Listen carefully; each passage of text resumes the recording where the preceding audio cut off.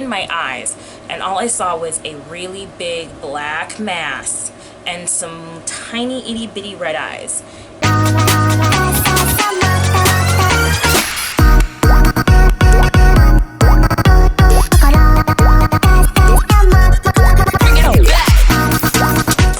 Hi my duckies, so today I figured that I'd tell you guys about two of my very first ever spirit experiences. Now I know not a lot of people believe in spirits, that they exist, or some people believe they exist but that they've never seen them, and some people think that I'm crazy, but these are my very two first experiences with spirits that I can remember. The very first one is going to be not so exciting, kind of a scary encounter with the spirit, and the second one is kind of a more happy encounter with the spirit. So let's get into it. So the very first time I ever encountered a spirit, I was really small. I think I was about 3 years old, and I was living in this apartment in the surrounding Chicago suburbs with my parents and my twin sister, and my younger sister probably has just been born. I think she was born when I was like 3.5, 4, so maybe I was 4. She was still baby, so I know she was small. And we were living in this apartment, and the way the apartment was designed was my room was like all the way at the end of the hall, and then at the other end of the hall was the dining room, my parents' room, my little sister's room, and then my twin sister's room in the living room. So my room was all the way at the end of the apartment by like the back porch and the kitchen. And we were right above this cute little toy store. It was like an old-fashioned toy store. So I liked being above a toy store. That was probably the only happy memory I have of this apartment. So while we were living there, I remember that it was a 4-bedroom apartment, which was amazing for us because ever since then I've shared a room with my sister. And when we were living there, I remember that I would always get an eerie feeling whenever I was put to bed. I did not like to be in my room, which later became the playroom, by myself. I was not okay with it. And my parents would never, they were not really the coddling type, so they would never say like, oh, you can come sleep with us, or oh, we'll take care of you, or oh, no. I mean, their parents were nurturing and caring, but they didn't like, oh no, there's a monster in my closet, come here, I'll protect you type of stuff. No, they were kind of just like suck it up type of parents. And you know what, it made me stronger, whatever. But there was this, I remember one night while I was sleeping, I got the eerie feeling again. So I opened, and all I saw was a really big black mass and some tiny itty bitty red eyes, and they were looking at me. And as soon as I looked up and it saw me looking at it, it started to rush towards me. I got terrified. I put the covers over my head until the morning. I did not want to come from underneath the blanket. I was terrified. And I remember telling my mom, hey, there's something in my room at night. I don't really particularly like it. It comes from the kitchen. I don't want it in my room. And my parents were always like, oh no, sweetie, it's probably just a rat or something. You know what I mean? Nothing's gonna hurt you. I was terrified, and it got so bad that I wouldn't even get up from my bed to go to the bathroom or anything. I was so scared. Like, I really thought that something was gonna hurt me, that, oh jeez, I'm getting chills just thinking about it. Like, I was freaking scared. Like, I thought that it was that whatever it was gonna kill me. So I had my current boss now at my job, when I was little, she told me, because I've known her my whole life, she told me, she was like, okay, sweetie, so what you do is you put your stuffed animals around you as a barrier, and you go into the blankets, and you pray, and then whatever it is can't hurt you. Now, I'm not saying that it worked. All I'm saying is that it made me feel safer to sleep, but I felt as though the more I prayed, the stronger whatever the heck it was got. And I started to get even more terrified that I wouldn't even go to bed. Like, I refused. Like, I always said, can I sleep with my twin sister? Can I sleep in Jazzy's bed? Can I sleep in Jazzy's bed? Can I sleep in Jazzy's bed? And my parents would be like, I mean, I guess, but why? They didn't understand. So eventually my parents got so tired of me making them up in the middle of the night because of this thing, and waking my sister up in the middle of the night, that they just moved my bed into her room all the way at the other end of the house. And then they put a bunch of night lights in the room, And because the other room I had was pitch black, there were no night lights. They put a bunch of night lights in the room, they moved me to her room, and then they kind of just made it our room. So we've shared a room ever since. And let me tell you, whatever it was, it never really came down to the other side of the house for some reason. Like, I don't know why, but it would only really affect me when I was on that side of the house. I know it makes no sense to me. I can't quite understand it. All I know is that, God, this thing used to terrify me. And honestly, we only lived in that house for about 5 more years after that, and then we moved. And when we moved, it was like a weight lifted off my shoulders. Granted, we moved to another haunted house, but whatever evil thing was in that house, like, I just did not want to be around it anymore. I remember having night terrors. I would not go to the bathroom. It was like, this is embarrassing, but it was so bad that they had to like put a bath, like a little potty in my room, so that I would go to the bathroom and not pee in the bed, because I was so terrified to go out into the hallway and use the bathroom because of whatever was out there. And to this day, I've gone past that apartment building, and I still get that eerie feeling. Like, I just don't want to even look in the windows or nothing like that. Like, it was just, whatever it was not good energy. And oh, I'm so glad that we don't live there anymore. Oh, I would not live there anymore anyway. I'm old. But anyway, all right, so that was the first time. It was very terrifying, and it was very traumatizing. I'll never forget it. The second time I ever experienced a ghost was a family ghost, actually. He was my great-grandfather.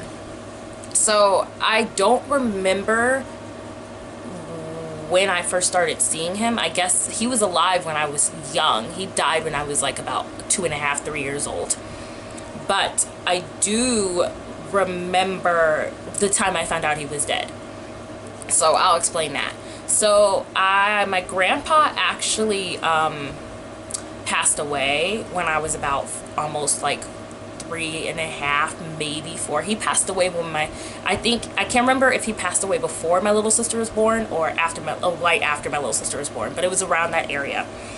And I was like freaking loved this man. I just the warmth, his goofiness. Like, he was just a really funny, warm person. He loved his grandchildren with all his heart. We were his great grandchildren with like we were his whole world. Like, we were probably the best thing he knew he ever did. Like, I just feel his warmth. I feel his warmth now. Like, he was just, oh, he's such a warm, loving person. He was my dad's favorite person on the planet, next to his mom. My dad loved his grandfather.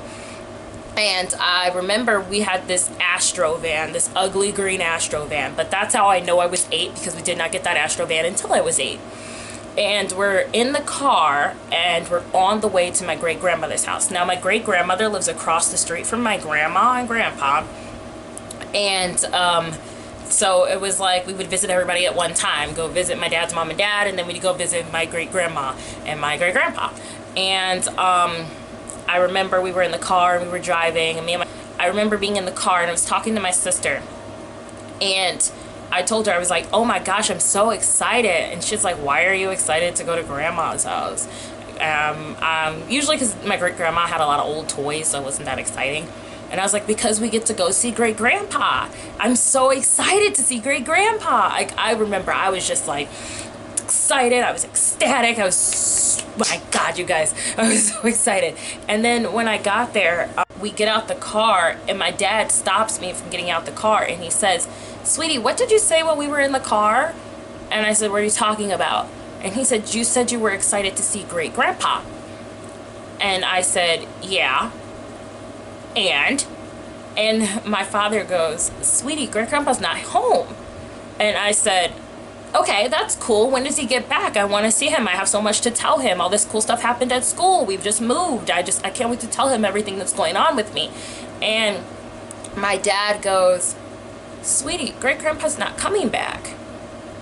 And I cannot explain the amount of pain I felt in that moment and heartbreak that I felt in that moment. And that's the first time I ever saw my dad actually get sad. And I think I was in so much pain because being confused, but also because I hurt my father.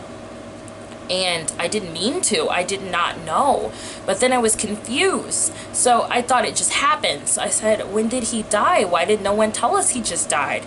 And that's when my dad like looked at me like he had just seen a ghost. And he was like, sweetie, great-grandpa died years ago. And at that point, I froze. I could not believe it. I was like, but what are you talking about? We just hung out last time. And I would tell my dad, I told him stuff about my great-grandfather that I could not have known if I could not have known unless I had actually talked to the man. No one ever talked to us about him. He was like, as soon as he died, it was like he did not really become a topic of discussion whatsoever because it hurt people too much. And I remember that was like one of my very first heartbreaks because I did not know he wasn't supposed to be there. And I'm really was upset because I knew that now that I knew, I was like, it was almost as if when you're a little kid and someone tells you Santa Claus isn't real. So once I know I'm not supposed to see him anymore, I tell myself you can't see him anymore. And so it's as if I had to just say goodbye in that moment. So whenever I would go to my grandmother's house, and still to this day, I feel his presence when I'm there. I know she's not alone. That's why she's taking care of my great-grandmother is 98. And I know he's still with her there all the time, making sure she's okay. He stays upstairs. He never comes downstairs, ever. He always stays upstairs, so you never really feel his presence until you walk upstairs to go to the bathroom. And I just know that it broke my heart because I knew that was just going to be... That was the first time I realized that I was seeing something I wasn't supposed to be seeing. So it was sweet because I got to have an actual experience with my great-grandfather, but it was sad because I wasn't supposed to have those experiences, I guess, if you go logically. And it makes a lot of sense now that I'm older because I kind of look back at it. And my twin sister, because I know the question's going to be, well, did your twin sister see him? She actually didn't. A lot of times I remember as a kid, we would go upstairs to play. And I would try to tell her, oh, great-grandpa says this, or did you hear that? Or did you know, I would try to have conversations and invite her into the conversation. And I remember her just being like, I don't want to play with him, or what are you talking about? And to this day, she's like, yeah, that used to freak me out. And she never told me she wasn't seeing what I was seeing. She just thought I was acting weird, like I had an imaginary friend or something like that. So those are my very two first experiences with spirits. I have many more, so if you guys did enjoy this video, please let me know down in the comments below, like, subscribe, and tell me if you want to hear more. I have many more encounters with spirits that I've had in my lifetime. They're all the time bothering me. So I can give you a list. So if you guys want to hear more stories, then more than welcome. Sorry these weren't super scary. I mean, the first one was scarier because I was younger, but I do have some scary encounters with spirits too if you want to hear those too. So just let me know how you guys feel, and I hope you guys have a wonderful rest of your day. Bye. Also, side note, sorry that it's so loud in here. The air conditioning's on because it just got really hot in Chicago, and I'm freaking burning up, so it's gonna be a little bit of feedback in the video. Sorry. Anyway, bye.